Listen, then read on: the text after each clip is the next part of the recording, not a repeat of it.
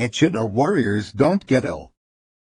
The fact that he had woken up with a throat feeling as if it had stinging nettles stuck inside of it, and Maddie had been vehemently trying to push a little glass tube with some red coloring inside his mouth for a while now, unfortunately did not either.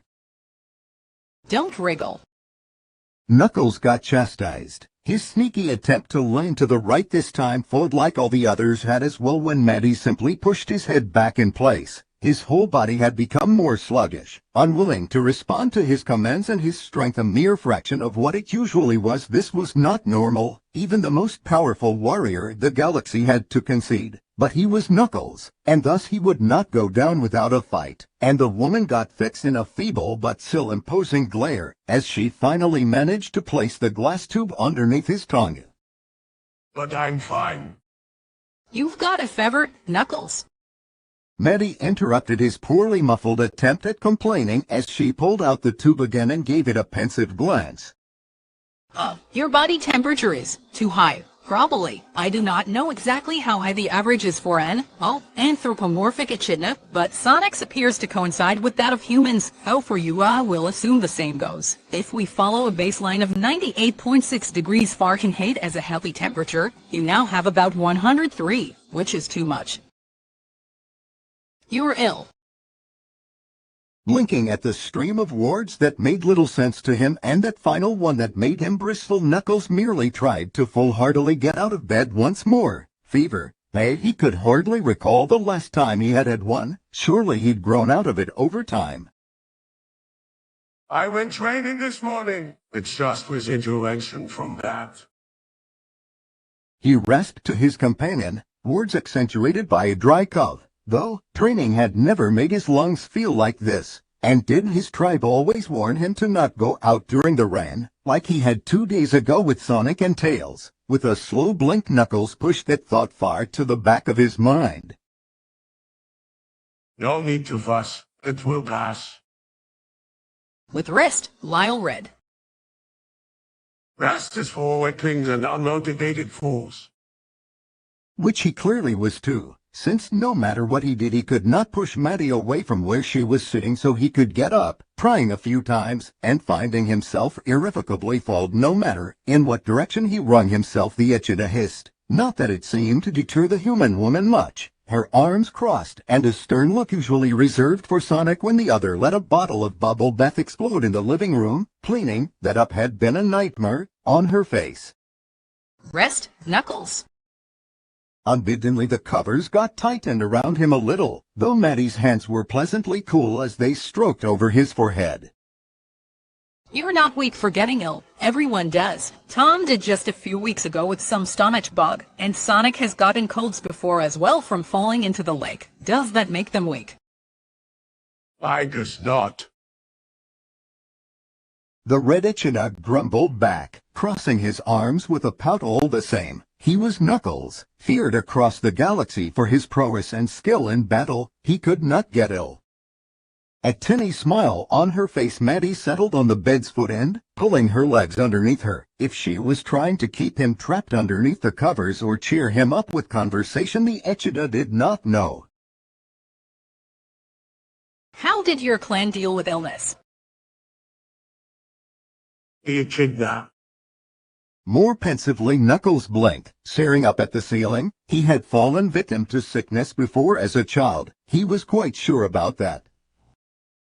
I think I indeed got ill once. My father refused to let me come along to the training grounds that day. He reminisced, a pain though only fond pang going through his chest. I was livid. Small as I was, I asked him how I could become stronger if I did not regularly train.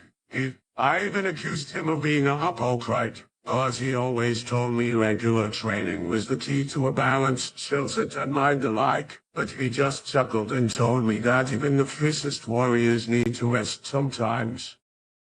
And did you? He stayed with me that day, told the other warriors his son held priority over their training evaluations.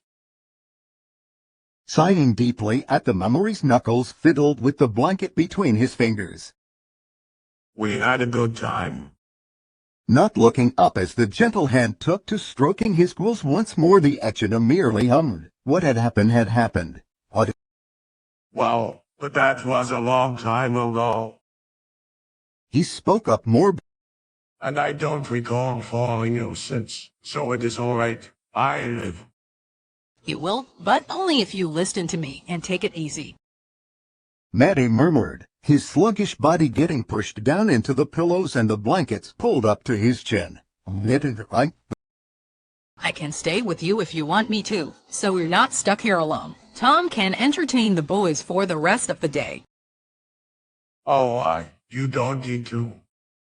But it would be nice to have someone with him. Even the sick Echidna had to concede, if only so his mind did not drift back to the last time he had been ill and cared for, or could begin stewing over how he did not want to be stuck here and desired to go outside with Sonic and Tails instead, or fret over how long he would have to be held captive in bed and if it would have any detrimental effects on his strength. If Maddie's smile was anything to go by, she'd long reached the same conclusion. Getting up with a pat to his head to rummage through a pile of books stacked in the corner of the room and sit down again with a small one held in her hands. I'll stay, Little Red. I'll tell you a bedtime story, okay? One would be some battles and rushed and heart-wrenching choices about choosing what is best for yourself versus what is best for the world. Sort of. The other smiled, the book getting opened and a picture of two hairs getting shown to Knuckles.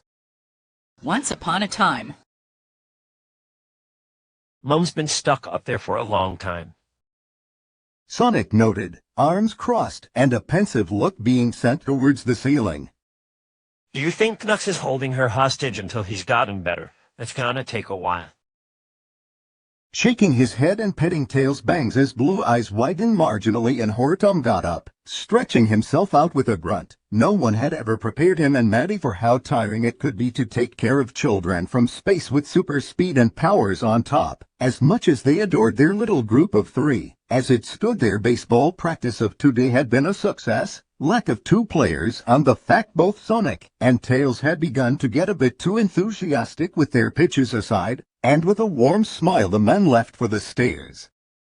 I'll go check on them. So we go do. We always do.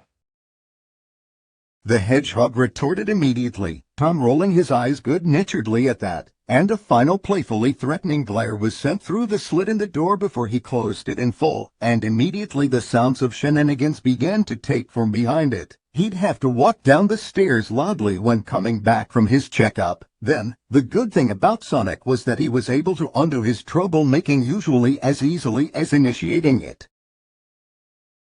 Though, that had not been the case for Knuckles, the other refusing to walk under the umbrella Tom and Maddie had given the kids and coming back all but so 2 days ago after their rainy exploration. Tom couldn't help but smile at the adorable memory of the betrayed purple eyes and water-laden cools of the other, even if poor Knuckles did end up with a cold because of it. Lay, are you up here? The sheriff murmured as he climbed up the stairs towards their attic, which was shrouded in an almost suspicious amount of signs. He'd expected more bickering, maybe some angry huffs and grunts and a few escape attempts at the very least, but maybe that was just a Sonic thing when ill.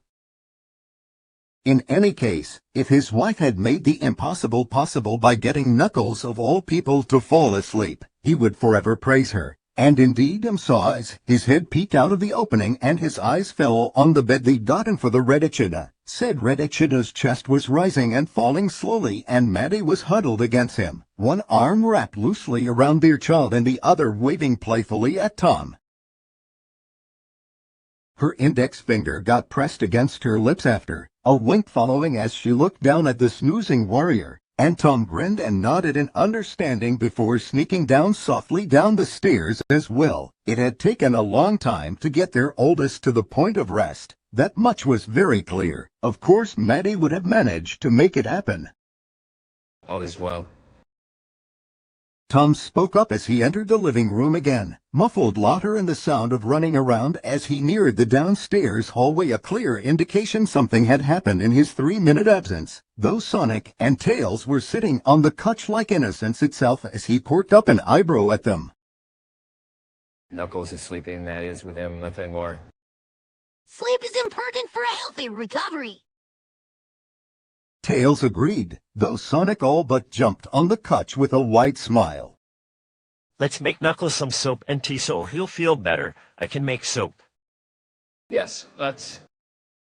Beaming smiles on both faces, the Hedgehog and Fox immediately raced over to the kitchen, and Tom laughed as he cut to the chase and intercepted Sonic before the speedster could turn on the stove and cause a miniature disaster. Some warm food would indeed help their sick friend get better more quickly, and the sooner Knuckles could get up again and join them in their fun once more.